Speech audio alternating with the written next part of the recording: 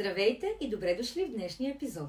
Ако сте като мен, вероятно имате цяла колекция от козметични продукти, серуми, кремове, ексфолианти, но задавали ли сте си въпроса, наистина ли тези продукти работят за моята кожа? Днес ще ви покажа как да разберете дали козметиката, която използвате, действа по предназначение и какви знаци да търсите. Ще се основаваме на научни изследвания и експертни мнения, за да сме сигурни, че получавате най-точната информация. Започваме с структурата на кожата. Структурата на кожата и защо това е важно за ефективността на продуктите. За да разберем дали даден продукт действа, първо трябва да знаем как е изградена кожата. Тя има три основни слоя – епидермис, дермис и хиподерма. Епидермисът е най-външният слой на кожата и именно тук действат повечето козметични продукти. Дермисът съдържа колаген и еластин, двата ключови протеина, които поддържат кожата стегната и млада. С възрастта производството на колаген намалява, което води до появата на бръчки и загуба на еластичност. Това означава, че ако искаме реални резултати, трябва да използваме активни съставки, които стимулират колагена и подобряват бариерната функция на кожата. Сега ще поговорим за структурата на кожата и процесът на стареене. Кожата е най-големият орган в човешкото тяло и играе ключова роля в защитата от външни фактори. Терморегулацията и усещането. Тя се състои от три основни слоя. Както казахме, епидермис, това е най-външният слой на кожата, който има предимно защитна функция. Основните му характеристики са кератиноцити. Основните клетки на епидермиса, които произвеждат кератин и граждат роговия слой. Меланоцити. Клетки, отговорни за производството на меланин, който предпазва кожата от УВ лъчите. Лангерхансови клетки. Част от имунната система, които защитават кожата от вредни микроорганизми. Базален слой. Мястото, където се делят нови клетки, които постепенно се придвижват към повърхността и се лющят. 2. Дерма. Средният слой на кожата, който съдържа съединителна тъкан, кръвоносни съдове, нервни окончания и жлези. Важни компоненти на дермата включват колаген, основният структурен протеин, който придава здравина и плътност на кожата. Еластин. Това е протеин, който осигурява еластичността и гъвкавостта на кожата. Фибробласти – клетки, които произвеждат колаген, еластин и други компоненти на извънклетъчната матрица. Кръвоносни съдове осигуряват кислород и хранителни вещества на кожата. Масни и потни жлези регулират температурата и поддържат хидратацията на кожата. Хиподерма – подкожна тъкан. Това е най-дълбокият слой, който се състои главно от масни клетки и съединителна тъкан. Той изпълнява няколко важни функции. Действа като изолация срещу студ и механична защита. Служи като енергиен резерв. Поддържа и свързва кожата с мускулите и костите. Как кожата старее? Стареенето на кожата е сложен процес, който се дължи както на вътрешни генетични, така и на външни биологични фактори. Стареенето може да бъде разделено на два основни типа. Вътрешно естествено стареене. Това е биологичен процес, който протича с възрастта и е предопределен от генетиката. Основните характеристики включват забавено клетъчно обновяване. С времето клетките се делят по-бавно, което води до по-тънък епидермис. Намалено производство на колаген и еластин. Кожата губи плътността и еластичността си. Редуциране на себумната секреция. Кожата става по-суха и склонна към бръчки. Загуба на масна тъкан в хиподермата.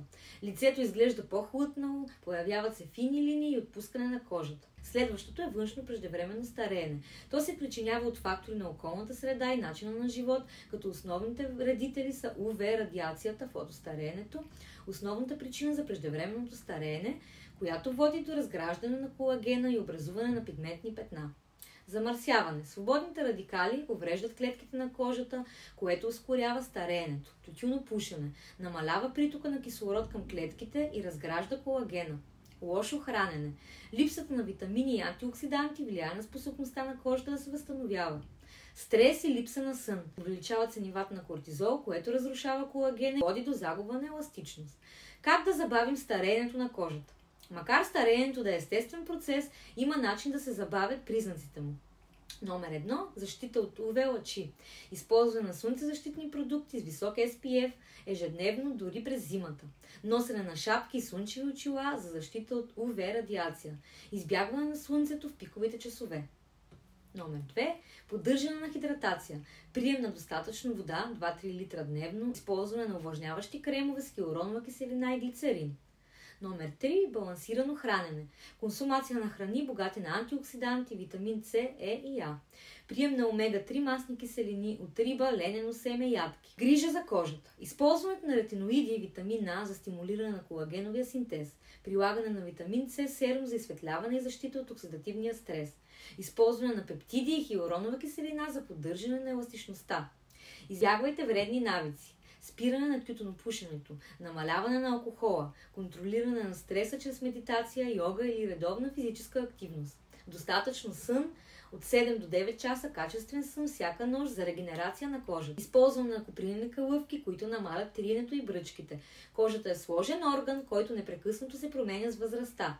Докато вътрешното стареене е неизбежно, външните фактори могат значително да повлияят на състоянието на кожата, чрез правилна грижа, защита от слънцето, балансирано хранене и здравословен начин на живот, можем да забавим процеса на стареене и да поддържаме кожата си здрава и сияйна за по-дълго време. И вече може да преминем към същността, как работят козметичните продукти. Както казах преди малко, кожата ни има сложна структура и се състои от 3 основни слоя – епидермис, дермис и хиподерма.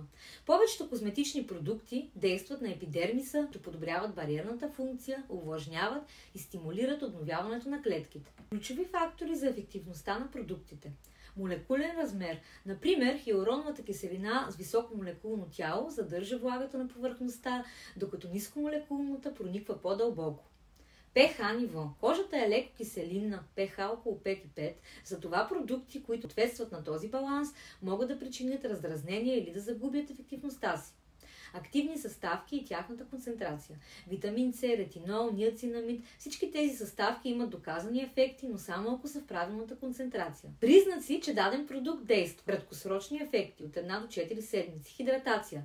Кожата изглежда по-гладка и плътна веднага след употреба, например на хиалуронова киселина. Намаляване на зачервяванията.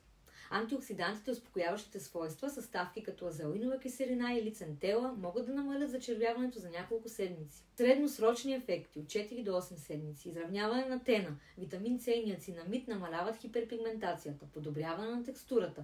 Ексфолиращи съставки като алфа-хидрокси и бета-хидрокси киселини премахват мъртвите клетки и изглаждат кожата. Дългосрочни ефекти 8 и повече седмици. Намаляване на бръчките. Ретинолът и пептидите могат да стимулират производството на колаген и да намалят фините линии. Подсилване на кожната бариера.